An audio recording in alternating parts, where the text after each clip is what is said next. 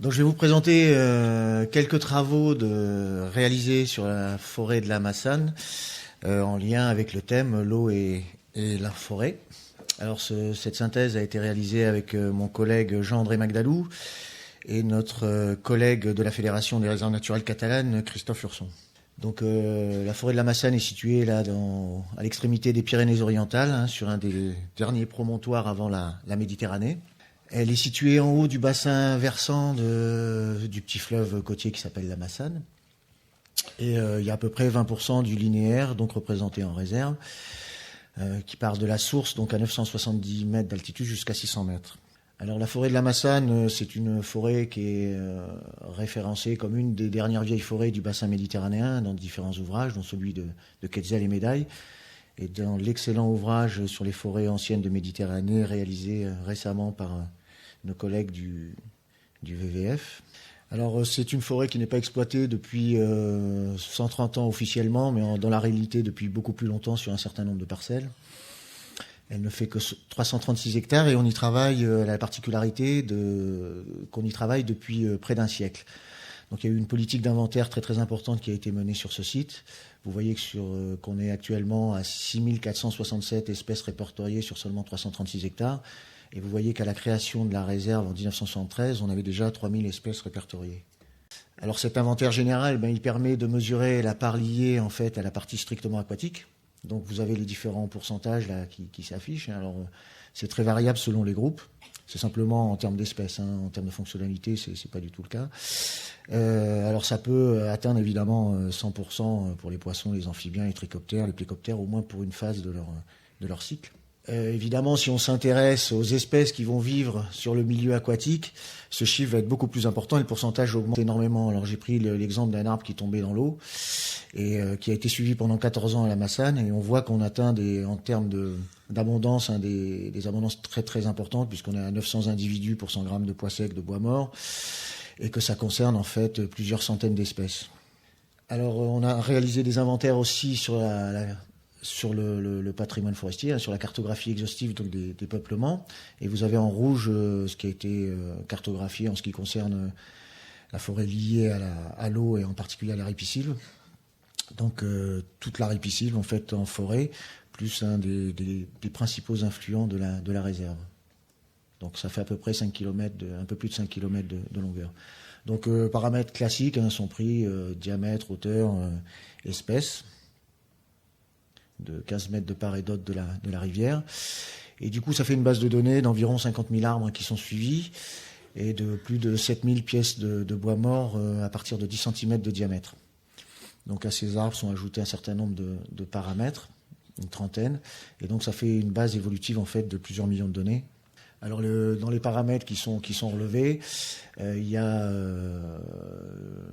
les qualités champignons linicoles, et puis j'ai mis ici, puisque c'est lié à l'eau, les dendrothelmes dont avait parlé Laurent Larieux.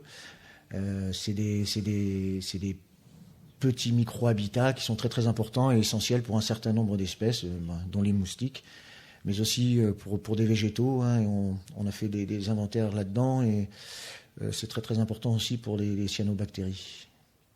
Ça, c'est le type de traitement qu'on peut faire suite à ces relevés cartographiques, hein. Donc là, vous avez simplement un exemple d'analyse par essence, par diamètre, et par nature, s'ils sont morts, s'ils sont pas morts. Donc vous avez des losanges, hein, c'est les arbres morts sur pied, les étoiles qui correspondent à des souches, et puis les arbres morts au sol. Donc ça nous permet de faire des traitements comme ça, cartographiques, assez visuels. Parallèlement à ces inventaires, on a mis en place un certain nombre de suivis.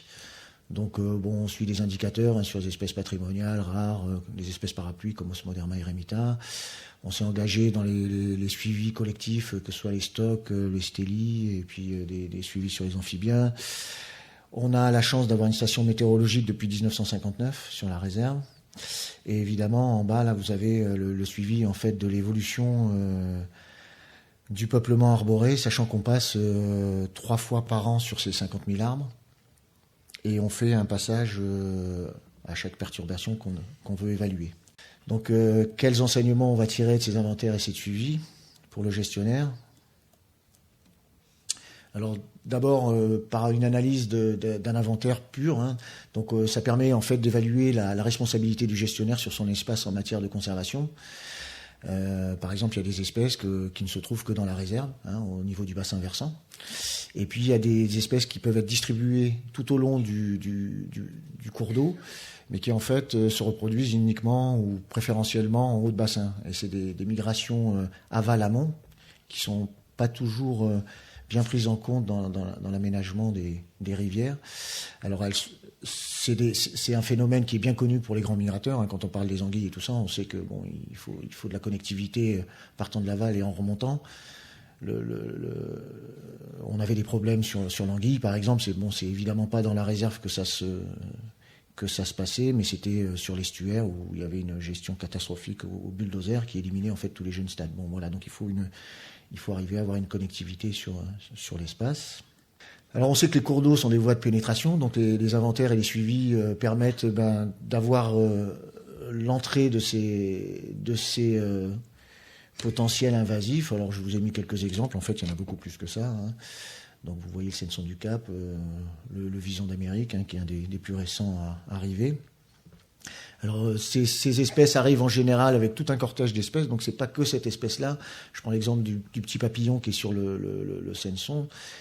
En fait, il a explosé avec le Senson du Cap et il se reporte après sur les autres espèces. Donc il peut y avoir des incidences après très très importantes sur d'autres espèces. Et puis il y a des risques sanitaires. On parle beaucoup de la chytridiomycose, par exemple, pour les amphibiens. Ça permet d'évaluer les effets de l'évolution du climat, alors à plus ou moins long terme, hein. Donc nous, on observe pas mal de remontées d'espèces méditerranéennes sur la réserve. Ça permet d'évaluer des conséquences des stress hydriques et thermiques. Alors je prends l'exemple, par exemple, de l'été 2003, où vous voyez que sur la ripisylve, suite à cet épisode, on a eu 12% des aulnes qui sont morts.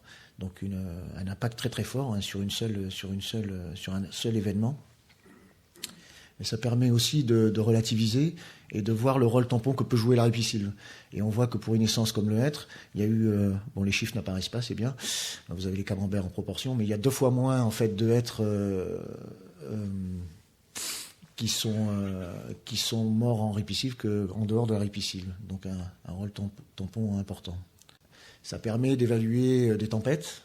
Alors j'ai pris l'exemple de Klaus là en 24 janvier 2009, donc des très forts vents, et on a pu mesurer, grâce à ces suivis, que ça faisait 10% du volume de bois mort en plus dans la ripisylve après cet épisode. Ça permet aussi d'évaluer, c'était un peu le sujet central, l'impact des crues sur la forêt, sur la ripisylve. Donc on est en régime méditerranéen, donc il pleut pas beaucoup globalement.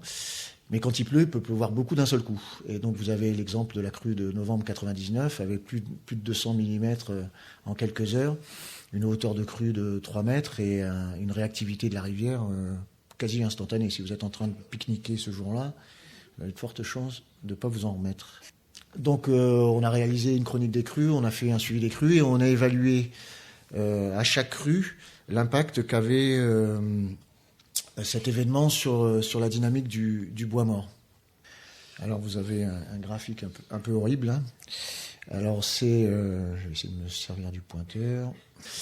Donc en haut, en gros, vous avez la répartition du bois mort et des pièces de bois mort sur le profil longitudinal de la réserve. Merci de votre aide. Donc ici, voilà le profil en long de la réserve, et ici la répartition des pièces de bois mort en fonction de leur volume et de leur taille, de façon logarithmique. Donc vous voyez, 99, pardon, je suis pas en face du micro, en 99, il y avait une très grande crue qui avait quasiment tout emporté. Et vous voyez qu'en 2001, on commence à avoir un recrutement en bois mort, on va dire, de façon assez homogène tout le long de la réserve.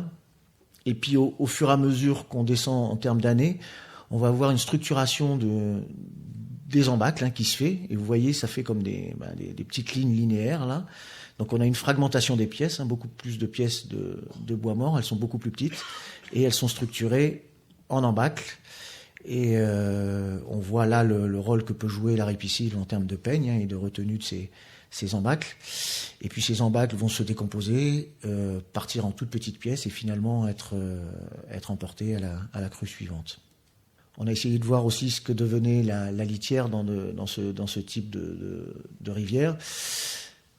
Donc avec une cartographie de la litière, et en fait on voit que sur les zones très très sombres, il y en a très très peu là, ici, enfin il y a très peu de zones d'accumulation. En fait toute la litière est exportée en aval, alors pour différentes raisons, la pente, on a des fortes pentes, et puis le vent. Donc on est dans un pays assez inhospitalier à ce niveau-là, donc je vous conseille pas de venir vous y installer, déjà il y a beaucoup de monde. Donc, en marron, vous avez les vents supérieurs à 30 km/h. En fait, la rosse des vents pourrait être exactement la même avec 60 km/h. Donc, voilà, donc un export maximal de matière organique et de la litière. Ça permet de mesurer la résistance et plus tard la résilience de certaines espèces aux crues. Alors, on a pris l'exemple de ce Monda de l'Osmonde royal. Donc, on avait répertorié 316 pieds. Bon, c'est des cartographies exhaustives du nombre de pieds, et on a vu qu'après la crue violente de 2005, on avait plus de 75% des pieds qui avaient résisté. Et puis on va pouvoir suivre au cours du temps en fait la résilience de cette espèce, c'est-à-dire la reconquête en fait du nombre de pieds sur le site. Alors c'est une espèce qui est caractéristique des milieux méditerranéens, des rivières méditerranéennes. On la cite souvent comme des marais atlantiques, mais en fait elle est très très bien adaptée à ces fortes crues. La crue de 2005, plus de 60 arbres sains étaient partis, et vous voyez que cette petite fougère de rien du tout, elle s'accroche au rocher en plein milieu du cours d'eau, quoi. Alors quelques enseignements là par rapport à suivi de la dynamique du bois mort. Bon, ça permet de mesurer la quantité, le déplacement, la fragmentation du bois. Mais ce qui est très important, c'est de pouvoir le faire après chaque perturbation pour pouvoir évaluer finalement l'impact de la perturbation. Si on prend un pas de temps pluriannuel, on n'arrivera pas du tout à évaluer l'impact de ces phénomènes. Ça souligne évidemment le caractère éphémère des micro-habitats qui sont liés à ce bois mort enripiscile, parce que finalement le temps de résidence de ces bois morts est très court. Ça permet aussi évidemment de mesurer la reconstitution des stocks. Et on voit que sur ce type de rivière, ce qui permet la reconstitution rapide des stocks, en fait, c'est le fait aussi que cette forêt il n'y a pas d'intervention dessus. Et donc on voit que c'est de l'ordre de 2 ans à la Massane, donc c'est très très rapide. Et ça souligne évidemment le rôle relatif de puits de carbone, puisqu'on parle souvent des vieilles forêts comme puits de carbone, mais en haut de bassin comme ça, même si on stocke de façon apparente du bois mort, puisque quand vous venez à la Massane, vous verrez plein de bois morts sur la ripiscile, mais en fait c'est jamais le même. Et en fait, on exporte la quasi-totalité de ce bois mort à chaque grande crue. Alors, quelques points sur les recherches en cours, suite à ces inventaires, ces suivis. Donc, on est en train de travailler sur la génétique du hêtre et de regarder s'il y a des patrons de résistance à la sécheresse. On est en train de poursuivre les inventaires, en particulier sur les algues et sur les diatomées. Sur les diatomées, il y a pas mal de références actuellement sur la fonctionnalité des cours d'eau.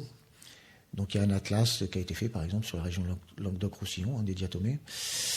Et puis un gros programme en mer, alors qui est mené en grande partie par le laboratoire Arago à Bagnols-sur-Mer, sur tous les déchets que nous on envoie au fond de la mer, que ce soit les feuilles et bois coulés, pour savoir un peu ce que ça devient.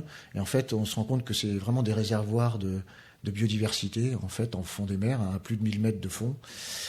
Donc il y a des programmes de recherche de molécules, et puis il y a des recherches, tout azimut sur la décomposition de ces bois dans les fosses profondes de Méditerranée.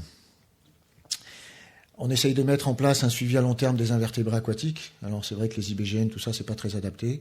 Donc on cherche à travailler sur les communautés d'invertébrés. C'est assez compliqué, assez complexe, pour pas que ce soit trop lourd non plus. On a peu d'effectifs à la Massane. S'il y a des gens du ministère ici qui veulent donner plus d'argent pour avoir des équipes plus importantes, on travaillera avec des objectifs plus larges. Et puis on travaille à l'évaluation de la dépendance pour les invertébrés des sources terrestres, c'est-à-dire des sources hétérotrophes et des sources autotrophes. Savoir, si vous voulez, ce qui est dans la forêt, ce qui vient en fait de la photosynthèse directement des algues, ou ce qui vient de tout ce qui est hétérotrophe, de la décomposition des bois en gros et de la forêt. Et donc on essaye de voir la part là-dedans du milieu aquatique. Alors il y a des gens qui l'ont fait en Australie, tout ça, et des fois on se rend compte que ça prend des proportions énormes, hein. Tout démarre finalement du milieu aquatique, comme la vie d'ailleurs sur notre planète. Donc en conclusion, j'enfonce des portes ouvertes. Il y a une forte diversité liée à l'eau en forêt. Le manque d'eau a des impacts très très importants, avec l'exemple de la sécheresse canicule 2003. Il y a une forte résilience dans ces milieux aquatiques, ils sont adaptés pour ça, mais à condition d'assurer la connectivité amont-aval. Alors ça c'est assez simple, il suffit de laisser descendre, mais c'est beaucoup plus compliqué d'aval en amont, et il y a souvent des problématiques dans ce sens-là. Alors je pense à toutes les familles de petits diptères, hein, qui doivent remonter, donc il faut qu'ils aient des ressources en aval. Il ne faut pas que la rivière ait été complètement bousillée en aval pour pouvoir recoloniser finalement en amont et permettre la recolonisation complète du cours d'eau. Et puis il y a un point très très important pour le gestionnaire, donc c'est que dans notre travail de suivi du bois mort, il y avait cette idée de savoir quel risque il y avait pour les populations en aval de notre gestion conservatoire en libre expression là de l'écosystème forestier. Et on se rend compte en fait que il y a un faible risque là-dessus, du fait de la dégradation des arbres sur pied, de la fragmentation des pièces de bois mort dans l'espace, et ce de façon très très rapide. Donc on s'est rendu compte aussi que évidemment la ripisylve c'est un milieu très tamponné. Donc c'est des hauts lieux de la conservation, mais c'est des milieux très très fragiles. Donc avec des espèces liées à des micro-habitats très éphémères, et on pense que seule une gestion basée sur la non-intervention permet de la renouveler correctement. Donc pour conclure, je dirais qu'il ne faut pas avoir peur de laisser du bois mort dans la flotte. Et puis je terminerai par cette jolie diapositive. Donc ça c'est une photo qu'on pourrait prendre tous les étés à la Massane, hein. C'est des chrysophycées, hein, c'est des algues dorées. Et donc, voilà, je vais terminer. J'aime pas les oiseaux.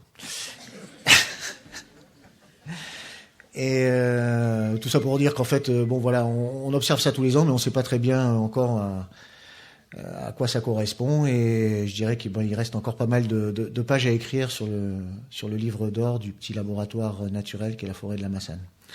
Voilà, je vous remercie.